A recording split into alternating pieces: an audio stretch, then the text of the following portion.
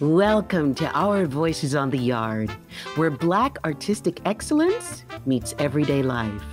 I'm your host, Denise Woods. Join me as we explore and celebrate the achievements of the Black artists that attended conservatories and fine arts programs from around the world, starting with my alma mater, the Juilliard School. It just feels fitting to share one of my favorite opera singers of all time in this wonderful episode with Breanna, because few people know that I started out as an opera singer.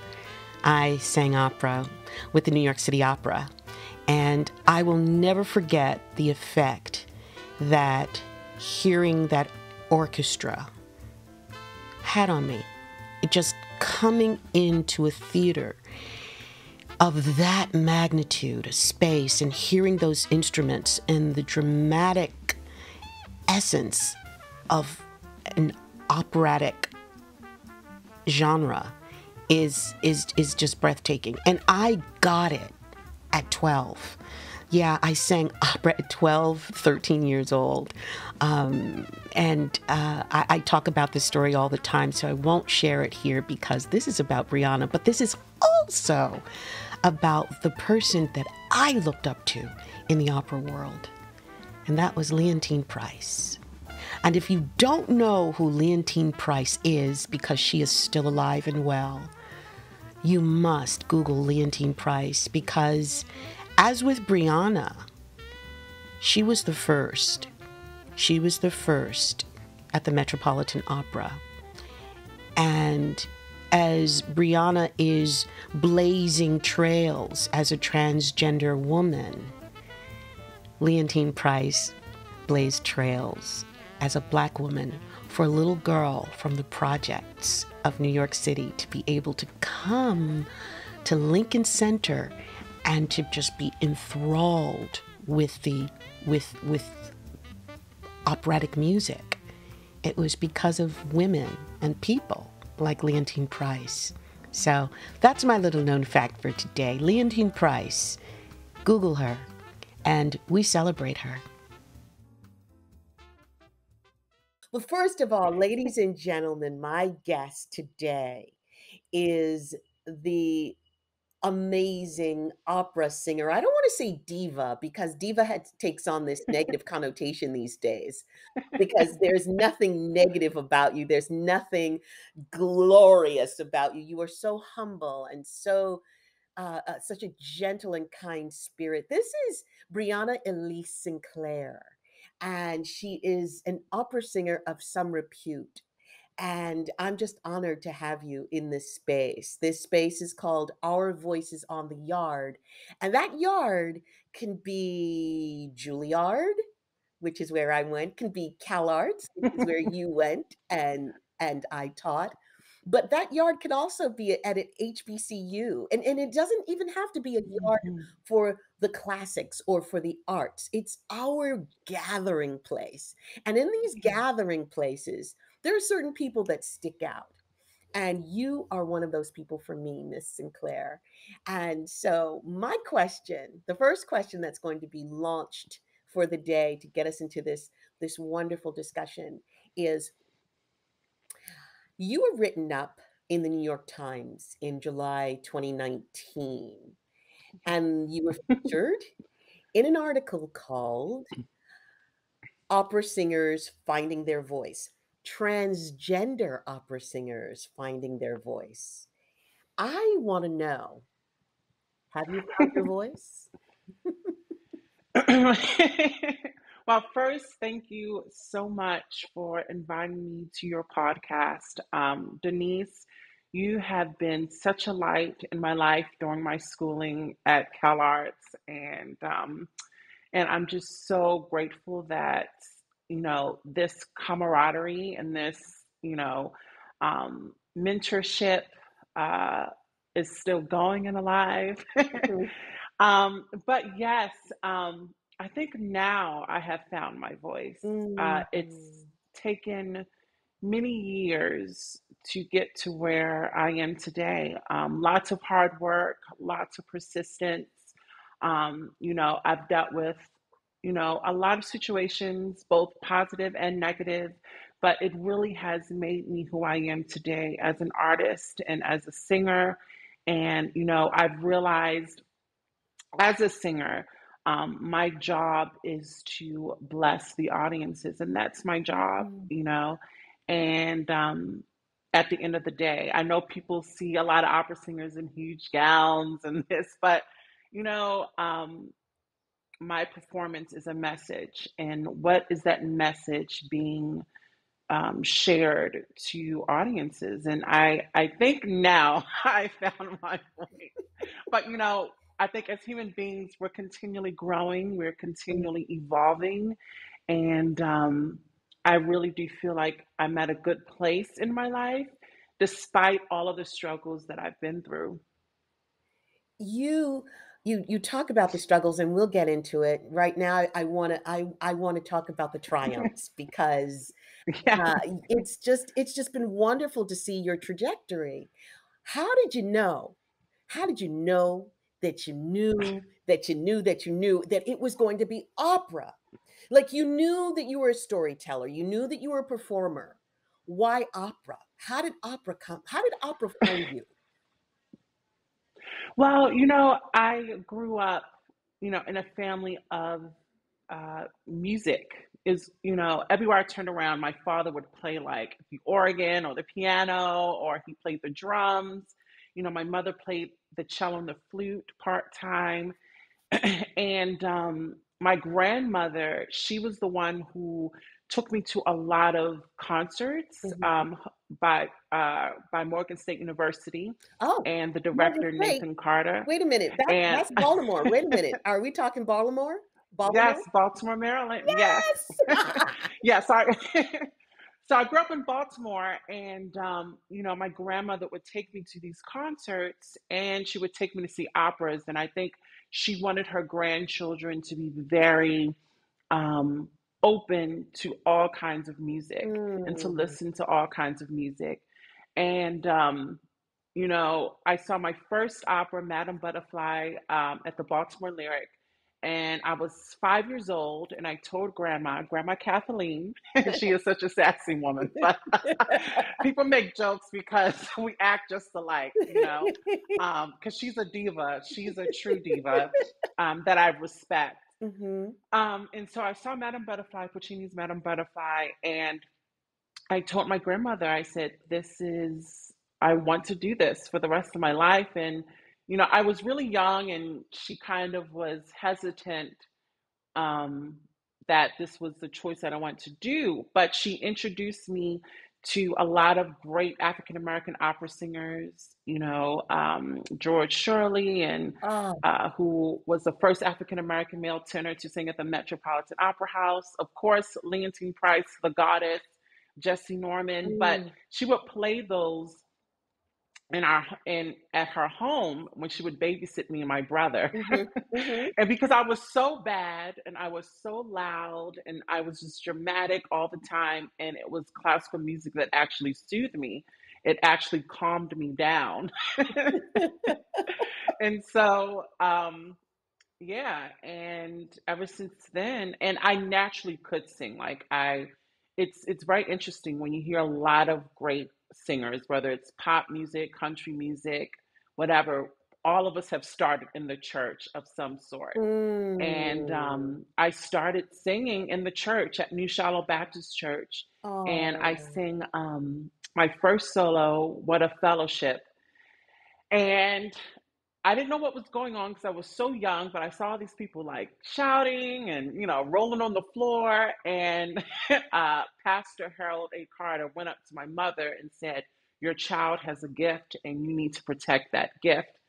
And I didn't realize it at the time, but you know, uh, throughout my like middle school years and my high school years, I was asked all the time to sing, at church or at like the final prayer or whatever.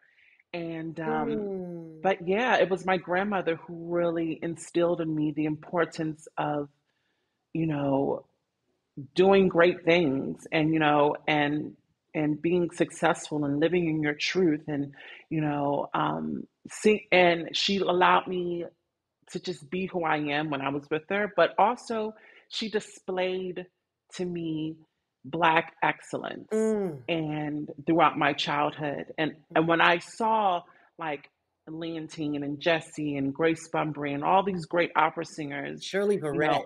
on television, Shirley Verrett and stuff, I looked at them and I said, wow, like if seriously, if they can do this, I can do this too. Wow. And I know that sounds cliche, but it really birthed in me a new evolution Mm-hmm. as Mm-hmm. at a young age. Mm-hmm. How old were you when you sang "What a Fellowship, What a Joy Divine," leaning on his everlasting I arms? How old everlasting were love. you? Yes. I was 13 when I sang that song. What And voice were you? Were you a tenor? Were you what voice? Where did your voice live? yeah, so I actually had a 4.5 octave range. So at church, I every time we would have rehearsal, I would ask to sing the bass, alto, soprano, and tenor part to help the singers. So I was kind of like, I don't know, the tonal chorister at the church, but I actually sing that in kind of like an alto soprano register, and it was all chest voice, What? and I was really singing, yes, and I was really, really singing. Yes. Yes. When did you develop the upper portion of your register professionally? Professionally, so when I got my master's degree from the conservatory, I Let's go back. The studied with an conservatory of amazing. what? Yes, this is this. Yes, so I got my master's from the San Francisco Conservatory of Music, Huge. and when I Congratulations. with my master's, yes, and I was the only trans woman in the master's degree program. And when I In its graduated with my history? master's, Wait a minute. In its history? yes, at the San Francisco Conservatory, yes. Wow. Wow. Yes. Phenomenal. And so they've Congratulations. had, yes, yes. And so, they've had, trans composers and instrumentalists, but yeah, I was in the master degree department. And when I graduated, Shari Greenewald, who was at that time the artistic director of the Maryland program at the San Francisco Conservatory, I mean, San Francisco Opera, and she took me in as her student, and I studied with her for about 3 years. And she said, "Girl, you have all this range. What are you doing with this range?" Yes. Because she heard me sing like to the stratospheres of my voice. And she said, "Girl, you are not an alto. You're not a mezzo soprano. I don't know who told you that, but you are a soprano." And so ever since then, she kind of pruned the voice, made sure I took care of it. And yeah, from then on, I really have found like my sound, you know. Ah, this is wonderful, sweetheart. Do you go back to your church roots? Do you go back to the roots that you grew up with? Well, I haven't been back home in a while since I transitioned. I have been to DC because I had a couple of gigs, but I stayed with my uncle, but that was kind of like a short period of time. Hmm. So I didn't have time to really like, you know, see all of my family and go to, the church services. But now that my father and our relationship is still growing and getting better, I think the next time I would probably, go to a church service with, my father That would and be great. family members. That would be wonderful. I saw on Facebook you were talking about the relationship with your father is being restored, and I'm so so happy. Thank I'm you. so happy Thank for you, you. sweetheart. Tell me, um, tell me a bit more about what you've accomplished in the opera world because it's a major, major feat to eke out a living as a singer, let alone a classically trained singer. Tell me what has that Yeah. been like for you? It has been, I am so grateful, and I will always be grateful for all of the opportunities that come my way. And I do not take these opportunities for granted. And my opportunities as a trans woman are, I always say this, are very slim. My opportunities are extremely slim. But when Okay, I do well, get the let's opportunity, let's let let let's dig it. Let's take a little deeper dive into that. Opportunities being slim because of prejudice, because of preconceived notions of what people think you are not able to do. What? I mean, you're in San Francisco. If ever there was a town that could be inclusive of the LGBTQ community, it's San Francisco. I can't I mean, yes, I can, but, just for the sake of argument, I can't imagine that in San Francisco, you're running into that level of obstacles still. well, yeah, well, San Francisco is like the LGBTQ, like literally the LGBTQ mecca of the world. Yes. I always say that we live in a cage because, you know, A um, gilded there's, cage, darling. yeah, yes, a gilded, studded cage. Yes. um, but, um, but yeah, I think in regards to classical music, it's a very conservative genre, and I'm grateful that I've sang at the Norse Theater in San Francisco. I sang at the Lincoln Theater in Washington D.C. I sang Mm, at the Walt Disney Concert Hall in Los Angeles. Um, and I get very emotional because I still can't believe this journey that I've been on, but I think also the challenges are like my ability. I think because of my circumstances, and because of who I am as a trans woman, I think there are doubts. And so I think for me as an artist, I really do have to not go the extra mile in my performance and learning my music, but also go like the second and third mile. So um, you know, so that people know and understand that like I am capable of doing this work. Um, and so I think these challenges that I've been maneuvered through has really given me character and it's mm. really made me who I am today. And but I'm just still in awe of where I am and where God and the universe has taken me. I You just feel like there's been angels of protection. absolutely, absolutely, sweetheart. But you have an incredible work ethic. I mean, just Thank you. a beast. And just having worked. Well, we're both Virgos. Yeah, well, there you go. See, now see, there you go. But but having worked with some of the most successful folks in Hollywood, it requires that type of work ethic. It just requires because it Mhm. seems to me that no matter what stage you get in the game, in the industry, in the business, there's always going to be yet another hurdle to get over, no matter where you are, unless, of course, you're, white male, privileged, come from money. But barring that, at every stage of the career there is a hurdle. Do you find that being a woman of color and a transgender woman of color, it's a double whammy, would you say? I mean, like it is.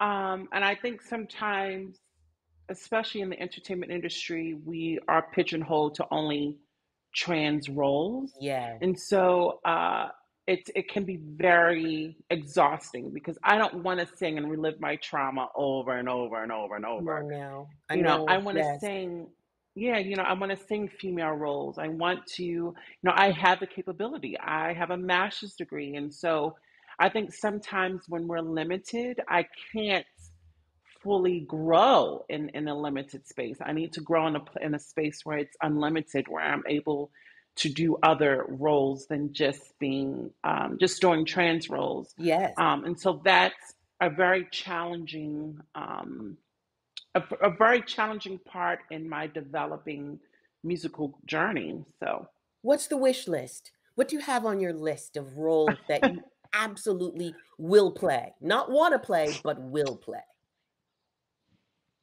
Tosca, Oh, yes, I would love to play the soprano diva, yeah. Tosca. I would love to play Russalka, Dvorak's Russalka, which is about Oh, mermaid of nymph. As you know, I'm course. I know it. yes.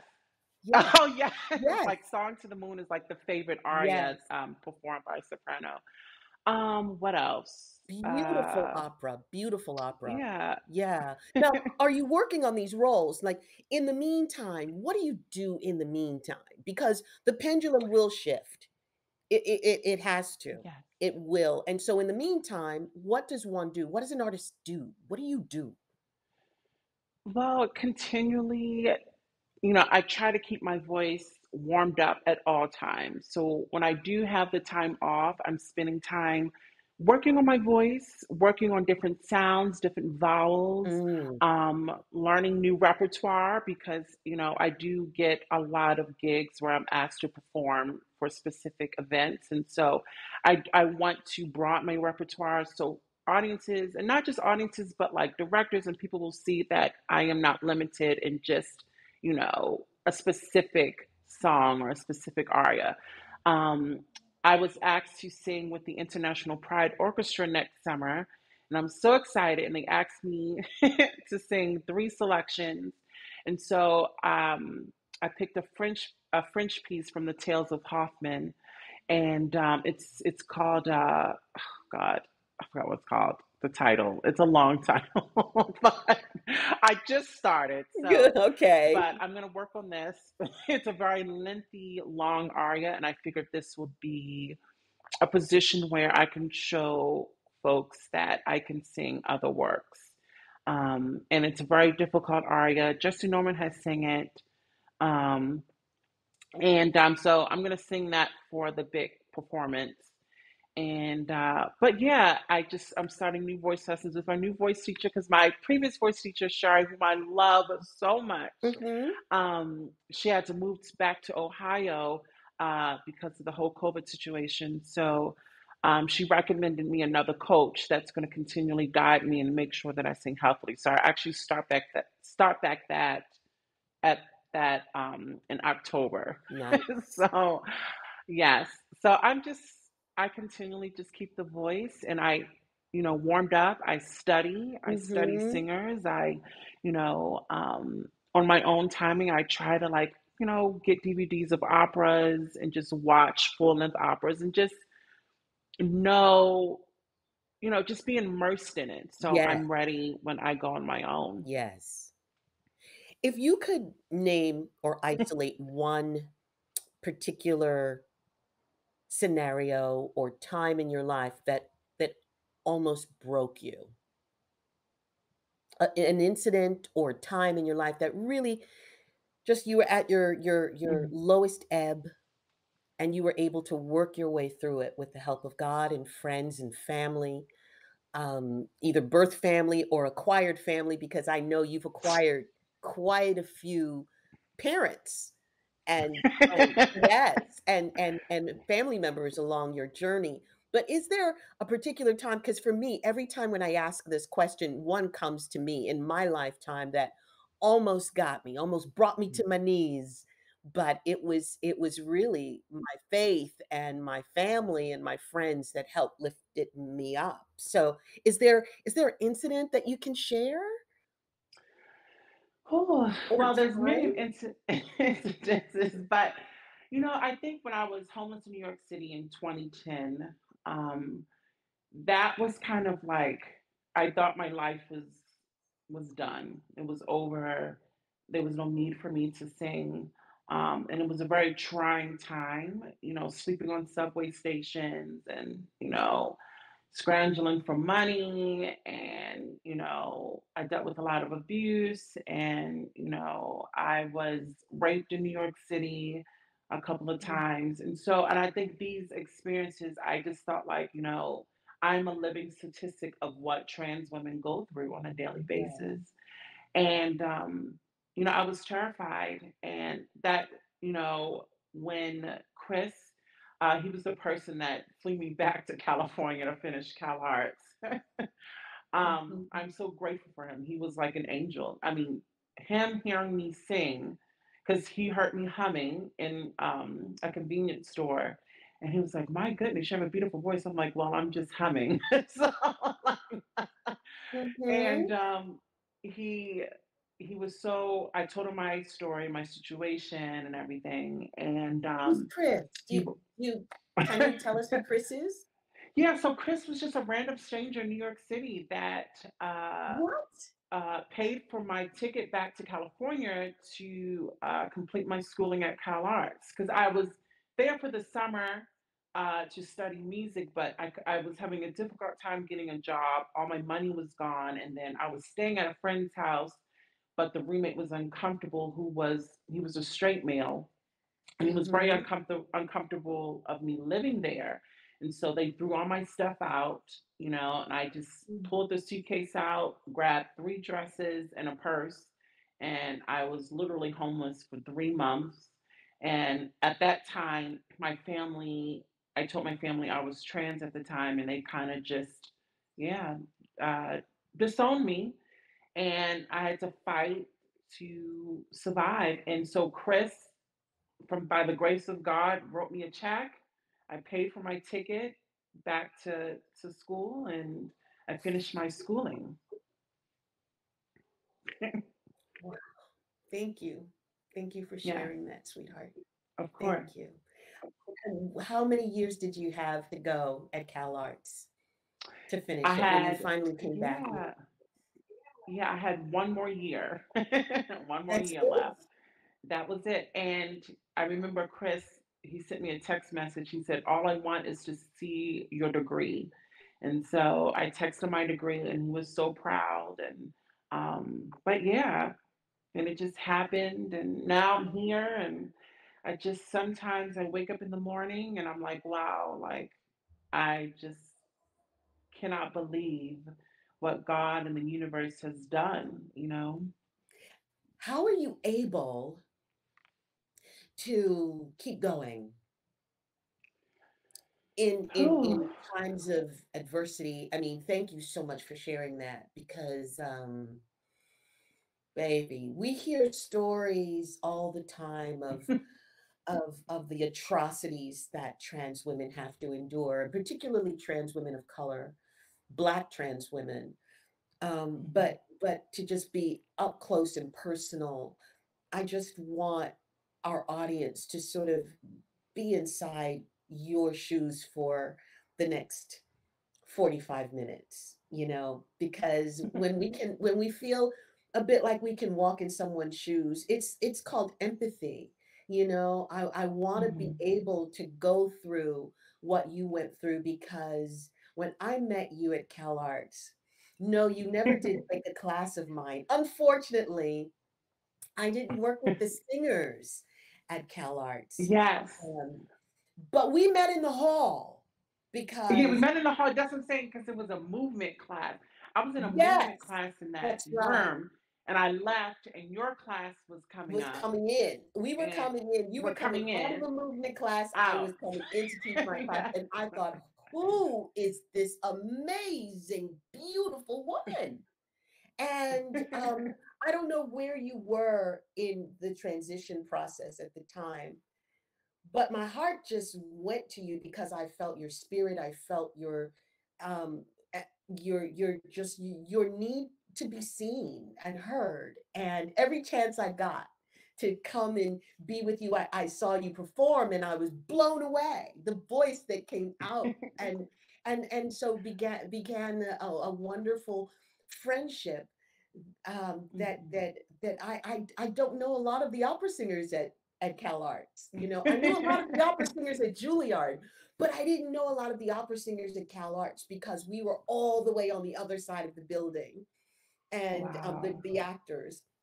And so when I met you, I really felt privileged, and I knew that it was a relationship that was going to last a lifetime. And I just want people to walk a mile, just in their imaginations, in your shoes. And so I want to go back, and I want to talk about the time you got back to California. What were you thinking? How this perfect stranger in a convenience store, probably in New York, it's a Yes. bodega. In a bodega. It's not a I don't. convenience store, it's a Yes. bodega. Then the bodega walks up and see, here's you humming, and says, you got to be singing.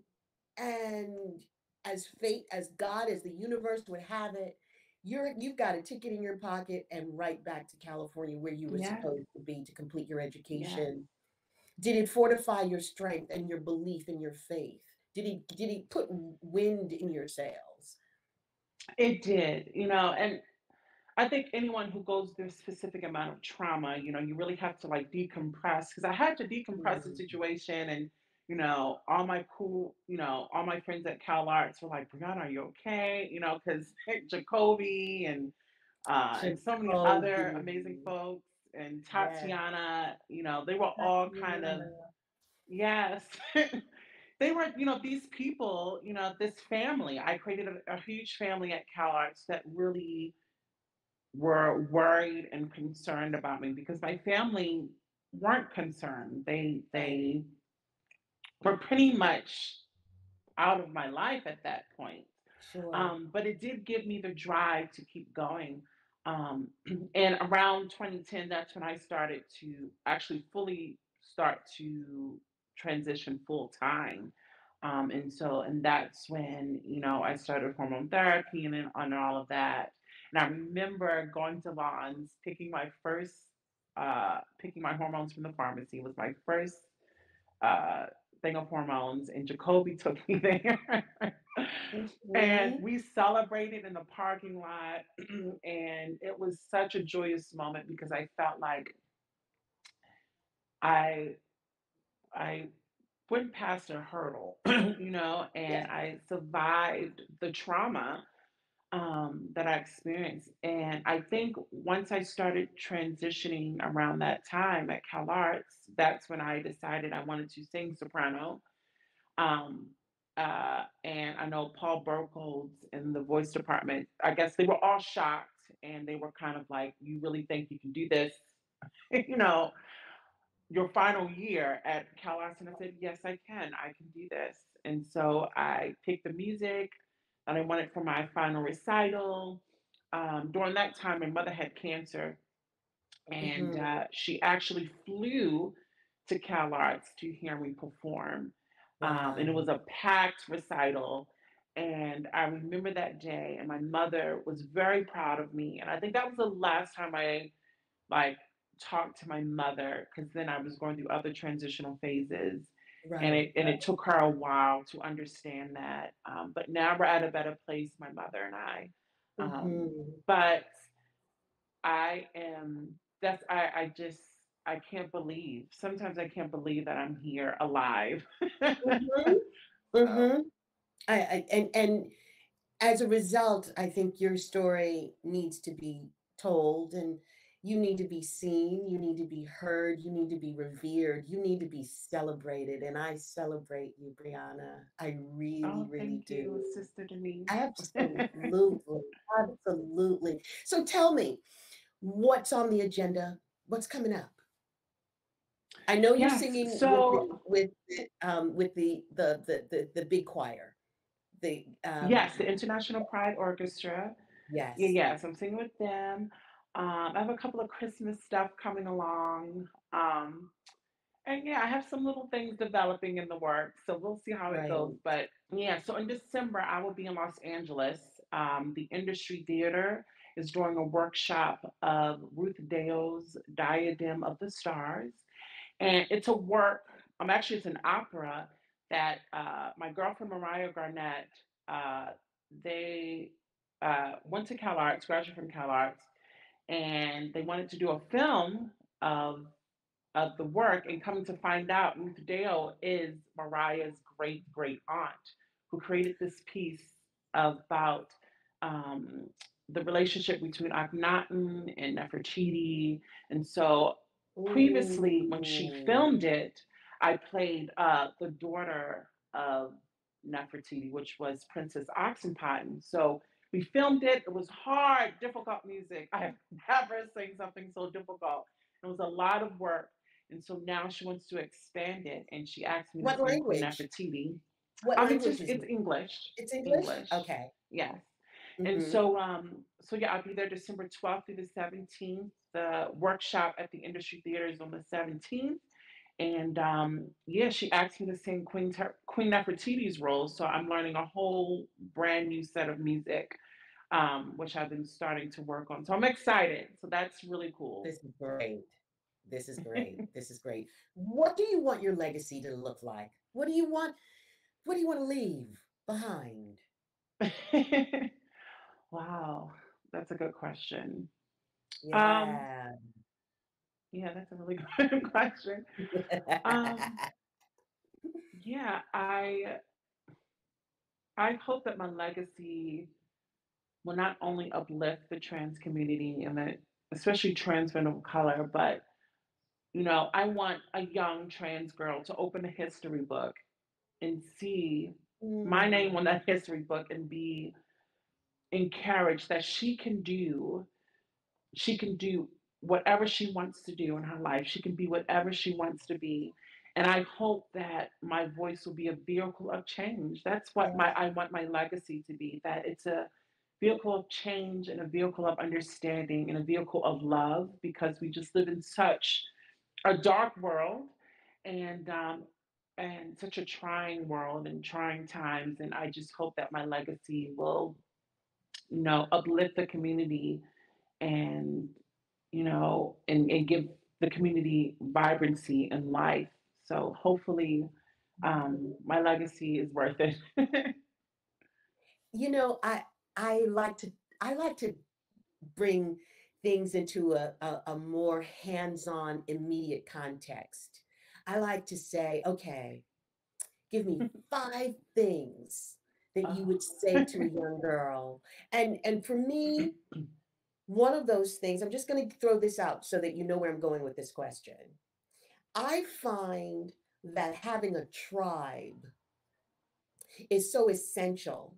People that Mhm. you are that hold you accountable, not just accountability, but they remind you of who you are, because sometimes we forget, We sometimes do. we forget who we are. And your tribe reminds you of that from time to time, and you will then remind them.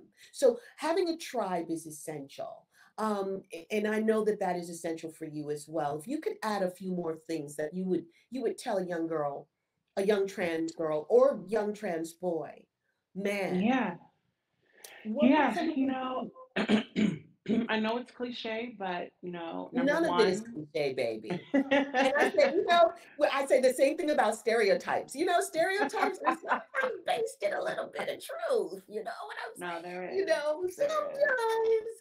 But nothing is. is cliche. No. But go ahead. Yeah, just like never giving up. There were many moments in my life, that I wanted to give Mm, up singing. I wanted to just give it all up. And because of the experiences that I've experienced. And, but when I look back at all of the wonderful positive experiences in my life, it gave me the drive to not give up. That I'm would going be to the ask you first thing. something. I'm going to push this a little bit further. And if you don't want to Yeah. answer, that's perfectly fine. Did it ever get to the point where you said to yourself, I don't just want to give up singing. I'm ready to give up completely. Did it ever get to that point? It almost, yes. I think a couple of months ago, even last month, I was like, I don't think I can do this anymore, because it's very challenging, Hmm. especially as a trans woman. There's so many complexities and microaggressions that I deal with that I just Mm. am not. I was just like, I can't take it anymore. But then I had to think about it, and like you said, your tribe, it was my tribe that really uplifted me and made sure that they reminded me that I've worked so hard to get to where I am today, and that giving up, I'm throwing all of that hard work away. And you know I'm grateful for my people, my tribe, that really uplifts me. And so that's one of the reasons why I didn't give up completely was because of the people that supported me. Um, Mm, and thirdly, you know, uh, always be yourself no matter what. mm, Always be authentic. And Sherry always said that to me, being authentic, being authentic. And I never understood it until I when I went to the Berlin Opera Academy in Germany. um, and I was at a weird position where I felt like I had to be this classical person. I had to be this um, this opera singer that was very refined, and I'm not refined. I am just who I am, and so I really had to just embrace it. And it's interesting because when you are authentic, it shows through your art. It shows through your singing, it shows through your acting, it shows through your drawing, whatever it is, whatever craft an artist is working on, your authenticity really shines through that. And I mhm, think, you know, not trying to compare myself to others. And that's another situation as an artist, is most of the times we compare ourselves, and we cannot compare ourselves. And that is a danger. And so that's another uplifting and encouraging thing I would give to, you know, a young trans person, is that don't compare yourself to anybody, mhm, and mhm, sometimes I do feel like I'm a little different because I'm 6'2", I'm a trans woman, and sometimes I stand out a lot.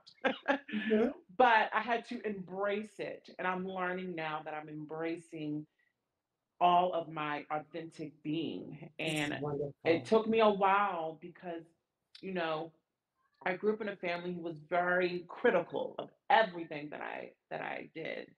And Mhm, so I think now, I'm just at a place of welcoming, who is Breanna Sinclairé? Who is she? And why is she doing this? And why is she um, singing? What is the meaning of this song? What am I sharing for the audience? mm, And so those things I had to really answer for myself.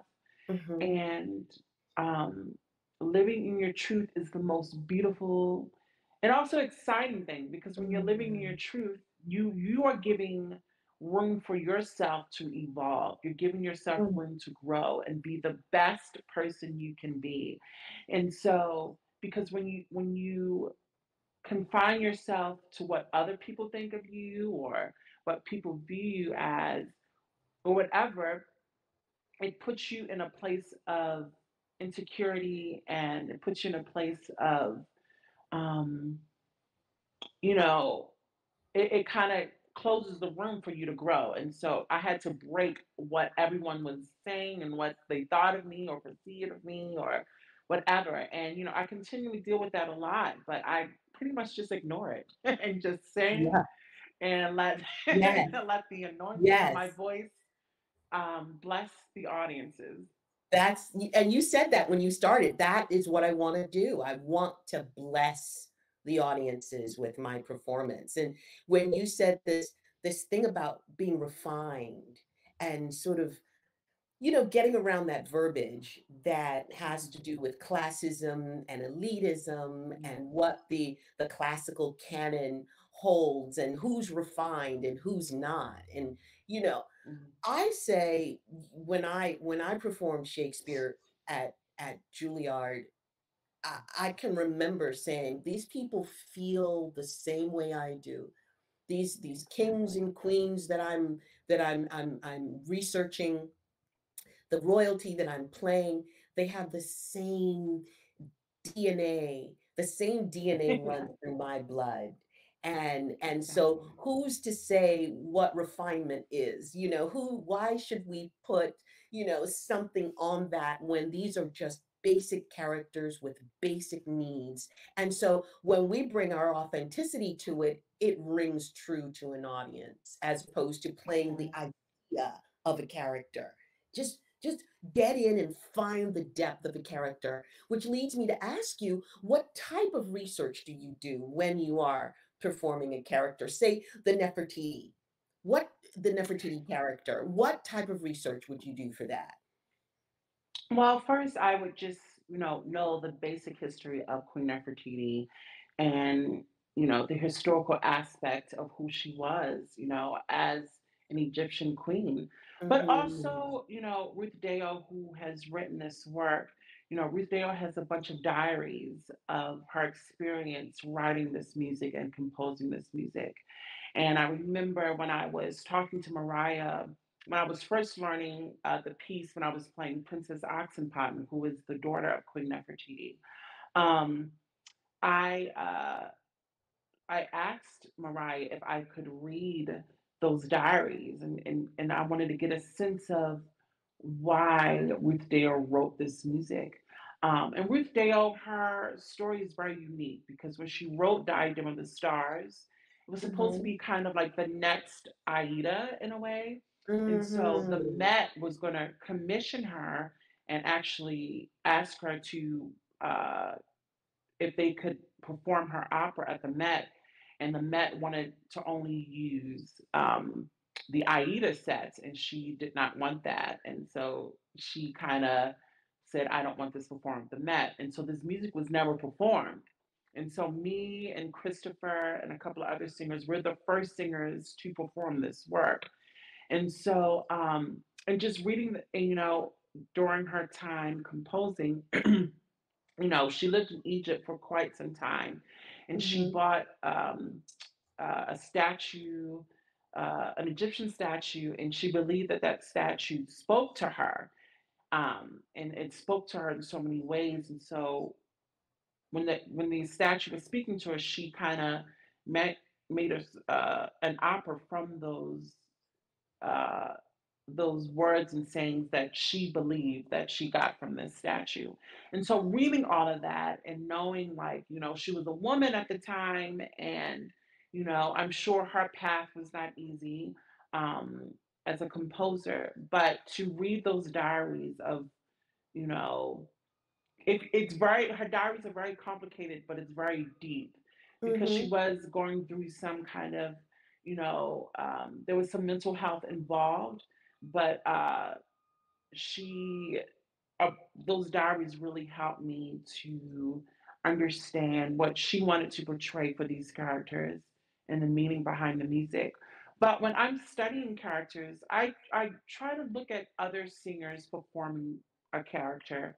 Like for instance, like Tosca, I would see Renee Fleming do it, or another singer, Sandra Radvanowski, do it, and seeing their interpretation. And then at the end, I'm like, now what is Brianna's interpretation of the character? Uh-huh. How can I bring Brianna into this and really, give an audience an experience? So, Yeah. I think as an artist, doing the homework is so important Mhm. because it really not only makes you a better artist, but it really puts you in a kind of upstanding position of the character and what you want to do and portray.